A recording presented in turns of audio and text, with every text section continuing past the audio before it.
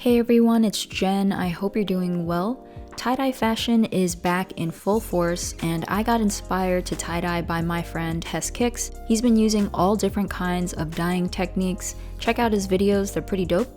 So things you'll need: any type of natural fiber fabric like cotton or rayon, a dye kit or just dye if you already have gloves, rubber bands, and plastic squeeze bottles, which are included in the kit, soda ash, and trash bags. By the way, I got these shirts from the Nike clearance store.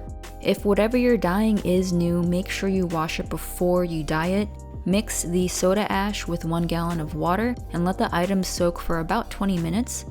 Once the 20 minutes have passed, squeeze out as much water as possible. I also put the shirts and socks in the washer and ran the spin cycle. Now you're ready to begin dyeing. I used the spiral and crumple designs, but there are a bunch of other designs you can do. Google tie-dye designs to get some inspiration if you want to do something different. For the spiral design, start off by pinching the center of the design and continue to turn the shirt in one direction until it forms a circle. Evenly place rubber bands around the shirt. This helps keep the shape of the design and guides you when you're putting on the dye.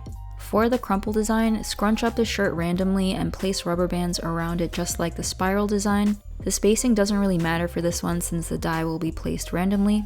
For the spiral design, apply the dye to a triangle as well as a triangle directly across from it, and do this one at a time. And remember to use complementary colors as you go around the circle.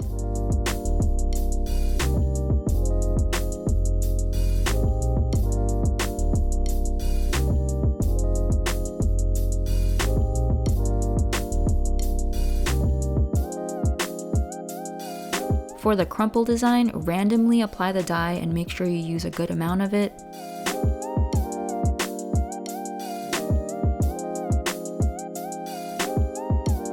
Put the dyed items in a plastic bag and let it sit for 6 to 8 hours. If you're able, let it sit for 24 hours, which is what I did. The dye will wash out easier if you leave it in longer.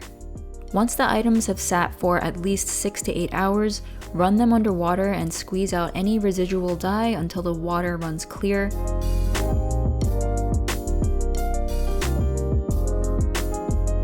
Then place them in the washer with a little detergent, select large load, and wash under hot or cold water, whatever the item calls for. I washed mine in cold water. After they've been washed, throw them in the dryer and you're done. If you want lighter colors, use substantially less dye powder when you mix it with water. This is something I'll probably do for my next batch. Experiment and have fun with it. Remember to use colors that complement each other. You don't want to accidentally end up with the color brown by overlapping red and green, unless that's what you're trying to do.